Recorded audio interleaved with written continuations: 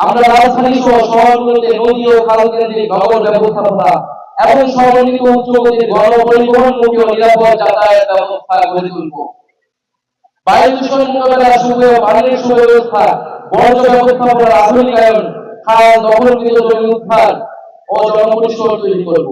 পাশাপাশি নিম্নবিত্ত ও মধ্যবিত্তদের জন্য ভর্তুকিযুক্ত সামাজিক আবাসন এলাকা ভিত্তিক বাড়ি ভাড়া নীতি কাঠামো তৈরির মাধ্যমে শহরগুলোর সব শ্রেণী পেশার মানুষকে বসবাসযোগ্য করে তুলতে হবে। শহর অঞ্চলে বসবাসরত দরিদ্র ভাসমান জনগোষ্ঠীর জন্য আমরা সামাজিক নিরাপত্তার ব্যবস্থা তৈরি করব। শুধু আধুনিকায়ন নয়, আমাদের নগর পরিকল্পনা আমাদের ইতিহাস ঐতিহ্য প্রাণ প্রকৃতি এবং সভ্যতাগত পরিচয় অক্ষুণ্ণ রাখা হবে।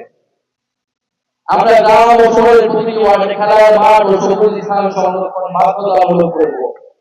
আমাদের 21তম দফাটি হচ্ছে জলবায়ু সহনশীলতা ও নদী সমুদ্র রক্ষা। আমরা একটি জলবায়ু সহনশীল দূষণমুক্ত পরিকল্পিত বাংলাদেশ গড়ব, যেখানে নদী, বায়ু ও জীববৈচিত্র্য রক্ষায় সবুজ প্রযুক্তি ব্যবহার করা হবে। বড় বড় শহর ও তার আশেপাশের এলাকাকে আমরা নো ব্রেক ক্লিন জোন হিসেবে ঘোষণা করব। আমরা সামাজিক বনায়নে বিশেষ গুরুত্ব আরোপ করব। আমরা অপরিকল্পিত বালু, পাথর, খনি উত্তোলন, বনজ সম্পদ ধ্বংসে কঠোর আইনি ব্যবস্থা গ্রহণ করব।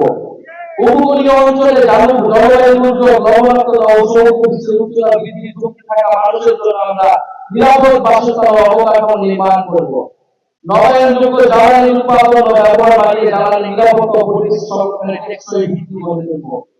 বঙ্গোপসাগরে আমাদের সমুদ্র সীমা ঘিরে একটি সুনীল অর্থনীতি গড়ে তুলব ও বঙ্গোপসাগরের রাজনৈতিক দিশা দেশের জনগণের অধিকারের মাধ্যমে নিশ্চিত করব। আমাদের 22তম দফাটি হচ্ছে প্রবাসী বাংলাদেশিদের মর্যাদা ও অধিকার। আমরা মনে করি প্রবাসী বাংলাদেশিরা কেবল রেমিটেন্সের উৎস নয়, তারা রাষ্ট্রের সম্মান, সংগ্রাম ও পুনর্গঠনের অন্যতম অংশীদার এবং বিদেশে বাংলাদেশের দূত।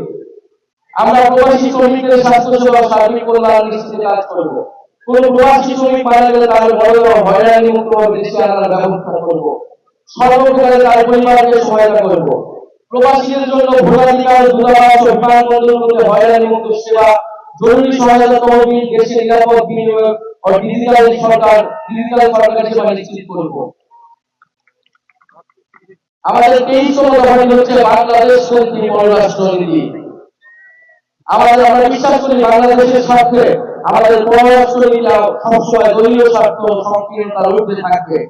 এনসিপি বাংলাদেশের সার্বভৌমত্ব, নিরাপত্তা, আঞ্চলিক অখণ্ডতা ও মর্যাদা ও স্বাধীন পররাষ্ট্রনীতি রক্ষার প্রশ্নে আপোষহীন থাকবে। আমরা পারস্পরিক সম্মান ও সমমর্যাদার ভিত্তিতে বৈদেশিক সম্পর্ক গড়ে তুলব। আমাদের অভ্যন্তরীণ বিষয়ে যে কোনো বৈদেশিক হস্তক্ষেপকে দৃঢ়ভাবে প্রতিহত করব। সীমান্ত হত্যা বন্ধ, আন্তর্জাতিক নদীসমূহে পানি ভিড়ার ন্যায্য হিস্সা বুঝে নিতে কূটনৈতিক ও রাজনৈতিক পর্যায়ে সর্বোচ্চ দৃঢ় ভূমিকা নেওয়া হবে। আমরা দ্বিপাক্ষিক ও বহুপাক্ষিক কূটনীতির মাধ্যমে রোহিঙ্গা সংকটের সমাধান, মানবিক সমাধান করব। আমরা মুসলিম প্রধান রাষ্ট্রসমূহের সাথে সুদৃঢ় সম্পর্ক গড়ে তুলব। আমরা শান্তি, গণতন্ত্র, অর্থনৈতিক নিরাপত্তা, পরিবেশ রক্ষা, জলবায়ু পরিবর্তন মোকাবেলায় আসিয়ান, ওআইসি, জাতিসংঘ সহ আন্তর্জাতিক সংস্থাগুলোর সঙ্গে সক্রিয় অংশীদারিত্ব গড়ে তুলব। শুধুমাত্র স্টেট অ্যাক্টর নয়, প্রতিটি দেশের আন্তর্জাতিক তাদের ইনকাম সিস্টেম, পাবলিক ডিপ্লোমেসিকে গুরুত্ব দেওয়া হবে। দক্ষিণ এশিয়া, গ্লোবাল সাউথ সহ বিশ্বের নির্মিত মানুষের সাথে বাংলাদেশে থাকবে অকুণ্ঠ সমর্থন, সহযোগিতা ও সংহতি। আমাদের সর্বশেষ এবং 24তম দফাটি হচ্ছে জাতীয় প্রতিরক্ষা কৌশল। আমরা বিশ্বাস করি প্রতিরক্ষা সক্ষমতা ছাড়া কার্যকরী বৈদেশিক নীতি সম্ভব নয়। গণপ্রতিরক্ষা দর্শনের ভিত্তিতে আমরা তরুণ জনগোষ্ঠীকে প্রশিক্ষিত করে সুশৃঙ্খল শক্তি হিসেবে দেশের সর্বাত্মক সেবায় উদ্বুদ্ধ করব। আমরা অত্যাধুনিক সার্ভিস টুল আর মিসাইল সিস্টেমের মাধ্যমে একটি শক্তিশালী আকাশ প্রতিরক্ষা ব্যবস্থা গড়ে তুলব।